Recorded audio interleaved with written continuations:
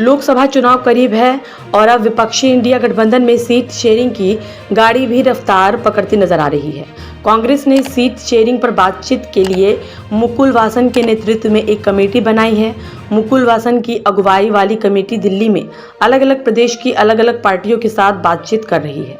बातचीत की कड़ी में अब बारी उत्तर प्रदेश की है। 80 सीटों वाले उत्तर प्रदेश में सीटों का बंटवारा कैसे हो, इसे लेकर कांग्रेस और समाजवादी पार्टी सपा के नेताओं की दिल्ली में बैठक होनी है। यूपी में सीट शेयरिंग का फॉर्मूला क्या होगा, सपा, आरएलडी और कांग्रेस में कैसे सीटें बटेंगी, इन सवालों के जवाब तलाशने के लिए सपा और कांग्रेस के नेता दिल्ली की बैठक में मंथन करेंगे। सीट शेयरिंग को लेकर यह बैठक ऐसे समय में होने जा रही है जब मायावती यह साफ कर चुकी है कि बसपा किसी से संगठन किए बगैर चुनाव मैदान में उतरेगी।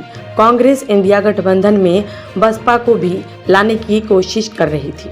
हालांकि सपा इस गठबंधन में बसपा की एंट्री के खिलाफ थी।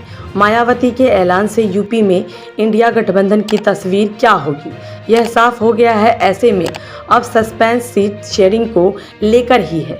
इसकी चर्चा भी ज़रूरी है कि सपा, कांग्रेस और आरएलडी तीनों दल क्या चाहते हैं, किस पार्टी की डिमांड कितनी सीटें। यूपी में लोकसभा की 80 सीटें हैं। अखिलेश यादव पहले ही यह साफ कर कह चुके हैं कि सूबे में इंडिया गठबंधन का नेतृत्व सपा ही करेगी। सपा के गठबंधन का नेतृत्व का सीधा अर्थ अधिक सीटों पर दावेदारी है। सपा 65 सीटों पर चुनाव लड़ने की दावेदारी कर रही है। सपा की कोशिश है कि कांग्रेस और आरएलडी को 15 सीटों पर मना लिया जाए। वहीं यूपी कांग्रेस के नेता सपा के बराबर सीटें चाहते हैं। यूपी कांग्रेस के नेता 2019 में सपा बसपा गठबंधन का जिक्र करते हुए यह तर्क दे रहे हैं कि अखिलेश यादव जब मायावती की पार्टी को अधिक सीटें दे सकते हैं तब हमें क्यों नहीं। वहीं कांग्रेस के केंद्रीय नेता करीब 25 सीटों पर दावेदारी के पक्ष में है। जयंत चौधरी के नेतृत्व वाली राष्ट्रीय लोकदल आरएलडी भी 7 से 8 सीटों के लिए दावेदारी कर रही है। आंकड़ों में किसकी दावेदारी कितनी मजबूत, सपा, कांग्रेस और आरएलडी तीनों ही दलों के अपने अपने दावे के समर्थन में अपने अपने तर्क है, लेकिन आंकड़े क्या कहते हैं इसकी चर्चा भी ज़रूरी है। साल 2019 के चुनाव की बात करें तो सपा, बसपा और आरएलडी से गठबंधन कर चुनाव मैदान में उतरी थी। सपा ने 37 और बसपा ने 38 सीटों पर उम्मीदवार उतारे थे।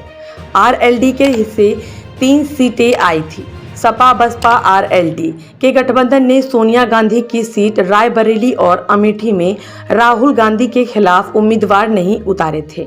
तब सपा ने 18.1% वोट शेयर के साथ 37 में से 5 सीटें जीती थी और 31 सीटों पर पार्टी के उम्मीदवार दूसरे स्थान पर रहे थे।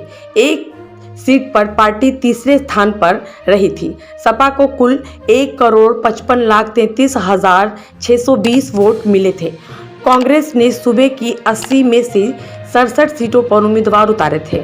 पार्टी 6.4% वोट शेयर के साथ केवल एक सीट ही जीत सकी और 3 सीटों पर दूसरे स्थान पर रही।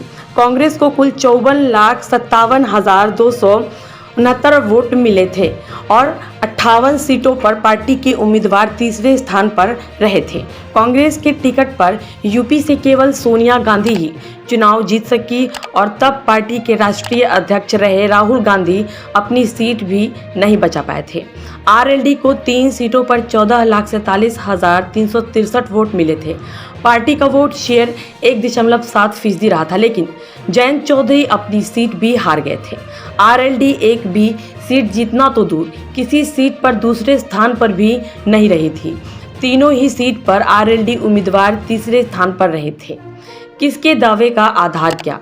यूपी कांग्रेस के नेता जहां सीट शेयरिंग के लिए 2009 के लोकसभा चुनाव को फॉर्मूला बनाने की बात कर रहे हैं, वहीं सपा 2019 के लोकसभा चुनाव और 2022 के यूपी चुनाव को आधार बनाने की बात कह रही है। 2022 के यूपी चुनाव में सत्ताधारी बीजेपी ने 376 सीटों पर चुनाव लड़कर 255 सीटें जीती थी। बीजेपी को 3,80,51,721 वोट मिले थे। सत्ताधारी पार्टी के 41.6% वोट शेयर के मुकाबले 347 सीटों पर उम्मीदवार उतारने वाली सपा को 32.3% वोट मिले थे वोटों के लिहाज से देखें तो सपा बीजेपी के मुकाबले करीब 85 लाख वोट के अंतर से ही पीछे रही थी। सपा को 2022 के यूपी चुनाव में 2,95,43,934 वोट मिले थे। कांग्रेस ने यूपी की 403 में से 399 सीटों पर उम्मीदवार उतारे थे और पार्टी महज 2 सीटें ही जीत सकी थी। कांग्रेस को 21,51,234 वोट मिले थे, जो वोट शेयर के लिहाज से 2.4% पहुंचता है।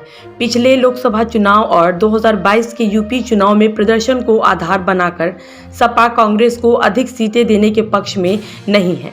यूपी कांग्रेस के नेता शीर्ष नेतृत्व से यह कह चुके हैं कि 30 सीटों से कम पर सपा से बात न की जाए। अब देखना होगा कि दोनों दलों के नेताओं के बीच सीट शेयरिंग को लेकर जब बातचीत होती है तो क्या फॉर्मूला निकलता है।